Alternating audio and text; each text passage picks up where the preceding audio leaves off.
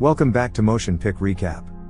Today we're going to recap the comedy, action, thriller and adventure movie titled, Ocean's 11. Spoilers ahead. Watch out and take care. A man called Danny Ocean is released from North Jersey State Prison after 4 years, and the first thing he does after getting out is to go to a casino in Atlantic City to play. He meets someone called Frank who asks him if he's got a new plan already, and Danny replies that he's not since he just got out of prison. Somewhere else, a man named Rusty Ryan is teaching a group of newbies to play cards.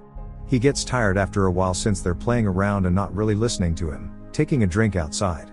As Rusty gets back later, the group says another player joined, asking if he minds, which he doesn't.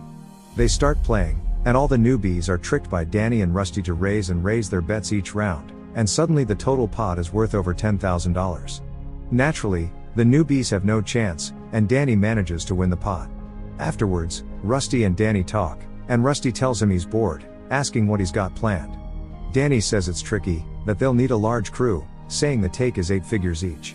Rusty asks what the target is, and Danny begins explaining what he has in mind, saying they'll take on 3 casinos at the same time in Las Vegas owned by a man called Benedict. Rusty says they'll need a dozen guys doing a combination of cons. Next, they're in Las Vegas talking to a man called Ruben, who says they're nuts, that the Las Vegas casinos got enough armed personnel to occupy Paris, numbering several historical attempts of robbing casinos, but who all failed. They leave since he doesn't seem to want to help, but when they mention they're after Benedict's casinos, Ruben immediately changes his mind, having lost his own casino due to Benedict. Next, they're hiring 2 guys called the Malloy brothers to be drivers for their heist. They manage to get Frank to be their guy working inside the casino, and a guy called Livingston to be their tech guy, who has worked freelance surveillance work for the FBI mob squad. Also, they go to hire a guy called Basher Tar who loves explosives and is an expert at it. Basher scolds his newbie crime team as they forgot to turn off the alarm. Rusty appears at the crime scene, acting like he's got authority to take Basher, and Basher remarks it'll be nice to work with proper villains again, laughing as one of his explosives goes off. They also go to a circus to hire a guy called the Amazing Yen, who's a skilled acrobat. Lastly, they go to see an old criminal friend called Saul Bloom to ask if he wants in on their scheme too. Saul says he's changed and is not up for such action, but as Rusty explains what it's all about, Saul can't resist joining them. Danny says they're now 10, that it must be enough, but immediately remarks they better get one more. Danny goes to find Linus Caldwell, a skilled pickpocket whose father he knew, and asks if he wants in on something they're working on. They all get together at Ruben, and after having some lavish drinks, they listen in on Danny's plan on how they're gonna steal the content in a vault that contains the cash from 3 of the most profitable casinos in Las Vegas, owned by Benedict. He adds that the Nevada Gaming Commission stipulates that the casinos must hold enough cash to cover every chip on its floor, which would be between $50 and $80 million on a normal weekday, but on a fight night like 2 weeks from today, it would be a minimum of $150 million. Next, they start working on their plan, spying on all the guards in the casino to learn as much about them as possible, and learning about routes, exits and quick ways out from the casino. Second, Basher fixes so they can turn off the power to the building. They steal a card off one of the technicians that are lonely, so that their tech guy Livingston can tap into the casino's security surveillance. The 2 Malloy brothers create a distraction by becoming angry at each other, blocking the view so that Livingstone can get inside. He goes to plant some wireless tech so that they can surveil the security from afar. Saul is getting a real fine suit made out of imported silk, and is practicing using his new fake name Lyman Zerga that he'll use to pretend to be a foreign multimillionaire living at the casino hotel. They then spy on Benedict, who arrives at 2 p.m. every day to talk to his personnel, managers, security, as well as important guests. Every day they switch out the codes to doors inside the casino, and as Benedict leaves at 7:30 p.m., he receives the new codes for the next day. As they're spying, Rusty and Linus suddenly see a beautiful woman walking out, and Rusty remarks her name is Tess. Next, Rusty goes to see Danny, asking him seriously if he's doing this for the money or to screw the guy that is screwing his ex-wife, and Danny replies he's doing it for both. Next day, Tess and Benedict inspect a new painting for the casino's art collection, and Benedict says he's looking forward to their date tonight. Later, Mr. Zerga, aka Saul, is playing cards, and is asked to talk to Benedict privately, and Benedict is filled in on Mr. Zerga's background, and is told Zerga's from Europe and one of the biggest men in the arms industry. Meanwhile, Tess thinks Benedict has arrived, but it's Danny. Danny remarks she doesn't have the ring on her, and she tells him she sold it, saying he still owes her. She says she's with Terry now, and Danny asks if Benedict makes her laugh, to which she replies Benedict doesn't make her cry like him. Mr. Zerga tells Benedict there's a black briefcase arriving at the casino which he needs to keep secure, which simple safes won't be good enough for. Shortly after, Benedict gets to the restaurant, and Danny exchanges a few words with Benedict before he leaves. The following day, Basher notices the power goes down in the building, and he goes to check what's happening. That evening, as the team is going through the plan, and Amazing Yen is practicing getting around in the vault, Basher arrives saying they're in deep shit. He explains some electrical team has found out about a weakness in the electrical system that he was going to use to turn off the power to the casino, and are now fixing it, so now they won't be able to power down the building anymore. They start thinking about what they should do, and then Basher gets an idea, saying they can use a pinch. Having no idea what it is, Basher explains it's a nuclear bomb without the mass destruction, creating an electromagnetic pulse that knocks out the power, but that there's only one place in the world that they have a big enough pinch for the job. Next, they arrive at California Institute of Advanced Science to steal one, but as they're leaving hastily due to being spotted, Amazing Yen's hand gets hurt. The following morning, Livingston says they've got a problem, showing that Danny has been red flagged, and the security now will watch him like hawks. Rusty asks how it happened, and Danny says he doesn't know. But then Linus cuts in saying it's because he's been interacting with Tess. Rusty says Danny's out, or they'll call it all off. Ruben gets upset, asking who's gonna trigger the vault now if Danny's out, and Rusty asks Linus if he can do it, which he can. Next day, it's all happening. Linus prepares to do his part, and Rusty goes to tell Saul he's up. Next, Benedict meets Mr. Zerga as the briefcase arrives at the casino, and they begin to cross the casino floor. But then someone starts yelling Saul's name and not Mr. Zerga, asking if he remembers him. Mr. Zerga asks his bodyguards, the Malloy brothers, to get him out. Inside a secure room, Benedict inspects the briefcase to make sure it doesn't contain any dangerous or illicit material, and seeing it doesn't, he allows to take it, but says he can't accompany the briefcase into the vault. Somewhere they install the pinch, and next, the Malloy brothers have dressed up as room service. They get to Saul's room, and they ask Amazing Yen if he's ready. Benedict leaves Mr. Zerga to monitor as they transfer his briefcase to the vault from the security room. Next, Linus walks up to Benedict, saying he's from Nevada Gaming Commission and needs a minute of his time. Danny sees Tess walking through the casino floor, and starts following her, but gets followed himself too. In Saul's room, Rusty remarks Amazing Yen will have 30 minutes of breathing time from now. Benedict is told by Linus that their employee Frank has a history of doing illegal stuff at casinos, and they bring him away from the floor. Meanwhile, the Malloy brothers have turned into security. Tess sees Danny coming up, and she gets angry, telling him she knows he's up to something, but adds he won't win her back.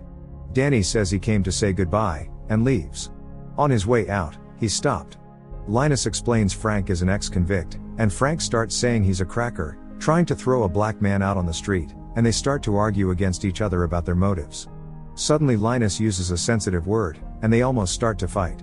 Rusty exclaims he's got Benedict. The Malloy brothers start fighting again since one of them has lost their card, and the other guards tell them to be quiet, asking what this is, and explaining it's Benedict's stuff in there. They take it down for them. Mr. Zerga is told that that's his briefcase right there. Rusty remarks it's his cue now. Benedict tells Frank never to set foot in his casino again, and on their way to leave, Linus says he forgot his pager, and Benedict asks if he finds his way back, which he says he does. Basher is driving, saying he's nearly there. Danny asks the guards when Benedict is coming. Suddenly an unknown man steps in, and the other men leave. Meanwhile, the guards arrive at the vault with the box and briefcase, and Livingston exclaims "Oh shit." Danny gets hit, and exclaims "damn it," telling the man whose name is Bruiser not to hit him until later, that they gotta do the other things first, and Bruiser says he's sorry. Having watched his briefcase being left in the vault, Mr. Zerga starts getting ill. The men in the security room start tending to Mr. Zerga, just as Livingston switches all live cameras to video. Meanwhile, Benedict joins Tess for the big boxing fight. Linus starts climbing out, and gets surprised seeing Danny. They're glad to see each other, and start working. Rusty arrives, saying he's the doctor they called. He starts trying to revive Mr. Zerga, and as the Malloy brothers appear as paramedics, Rusty says they've lost him. Meanwhile, Bruiser is making a lot of sounds to trick the guards outside he's beating Danny up. Danny and Linus are finished and say they're set. The others say they're also set, and Basher tells them to give him a minute. He loads the pinch and walks some steps away. He takes some precautions, and then presses the trigger. The pinch works, almost too good, and almost all of Las Vegas powers down. Danny and Linus go down, but their wires are too short and have to cut them, just as the power comes back on. Chaos occurs everywhere, at the boxing area, as well as in the casino, and security gets a lot to do. Just then, Amazing Yen begins his move. The briefcase almost falls down, but he catches it. Danny and Linus use some device emitting gas so that the guards at the vault are knocked out. They start making their way in, and knock on the inner door to let Amazing Yen know the guards are out. He makes his jump, but miscalculates and almost triggers the alarm. They put explosives on the door, but as Amazing Yen is about to go away, his bandage on his hand gets stuck. Livingston and the others try to tell Danny and Linus not to blow, but their earpieces don't work, and they begin counting down. But then, as they trigger it, the trigger doesn't work. Linus asks if he checked the batteries, which he hasn't. Linus remarks someone can get hurt if they get sloppy. Amazing Yen manages to get loose, just as they've fixed it, and blows the door. They get in to see Yen is unharmed, after which they start stacking the money, and Saul remarks that's the sexiest thing he's ever seen. Suddenly, a phone in Tessa's pocket rings, which isn't hers, and Benedict answers and asks who it is. Rusty's voice is heard saying it's the man who's robbing him. They quickly get to the security room, but see all is normal, and Benedict says he's faking. But then suddenly Rusty says keep watching, remarking one's luck can change quickly. Tess understands that Danny is behind all this, realizing he out the phone in her pocket. Benedict asks her to leave, and then tells Rusty that he's a dead man. Rusty then proposes an ultimatum to Benedict, saying he got two choices, either to help them leave with half of the $160 million cash he's got in the vault, which will leave $80 million left to him, whereby he'll only lose $80 million secretly, or he can choose to capture them, whereby they'll blow up all the $160 million and he'll lose $160 million publicly. Benedict mutes the phone and tells the manager to call 911. Meanwhile, Tess asks about Danny, and Rusty tells her he's fine. Benedict calls back, saying he's got a deal, and Rusty starts explaining they'll put 6 bags with cash in the elevator which his guards will pick up and walk out to a white van outside where they'll load the bags. If they try to open the bags, or open the doors on the van, or try anything else, they'll blow the money in the bags in the vault. Benedict does as they ask, and shortly after a SWAT team arrives. A squad goes down to the vault, and they ask Benedict to cut the power inside the vault so they can take down the 3 inside. They do it, and Benedict hears as the police start shooting at some people, asking to get lights back. They turn the power back on and remark they must have shot some explosive that was inside, saying they'll search for survivors, but adds the 2 tied guards are unharmed. Benedict gets totally furious. Security has followed the van to an airfield, stepping outside and taking out the tires. Benedict is told by a police officer they don't know how they entered or exited the vault yet, and Benedict asks them all to leave. They open the door to the van, but see there's nobody inside. Seeing them walking up to check the back, Ruben tells the Malloy brother to blow it already. He does, after which they inform Benedict that there was no money inside, but that the bags were filled with flyers for hookers. Suddenly, Benedict remembers they had installed new carpets in the vault and asks the manager if it says Bellagio on it, which it doesn't, and Benedict remarks that what they saw on the security monitors was in fact a recording of a copy of their vault. Suddenly we get to see how it all went down, how Livingston intercepted their 911 call, how the team arrived as the SWAT team and went down to get the money, how they unnoticed went out with all the cash, and drove away. Benedict goes to Danny, where Bruiser is hitting, punching and kicking him. Benedict asks him if he had a hand in this. Danny replies he doesn't understand what he's talking about, and after thinking for a second, Benedict says he's free to go. In a hotel room, Tess gets a call and is told to watch Channel 8. She sees how Benedict walks up and asks Danny once more if he took his money. Danny asks if he'd give up Tess if he could help him get his money back, and Benedict answers yes. As Danny says he knows a guy that maybe could help him, Benedict tells his guys to contact the police since Danny's probably in violation of his parole. Moments later, Benedict meets Tess, and Tess tells him he of all people should know that in his hotel there's always somebody watching. Tess walks out of the hotel, looks around, and sees Danny being taken by the police. She runs up to them, saying that's her husband. Tess asks how long he'll be away, and he remarks probably not more than 6 months. Not far away, the team hides the SWAT van, and later, they all walk to the big fountain outside the casino to marvel at their successful heist together, after which they all walk their separate ways.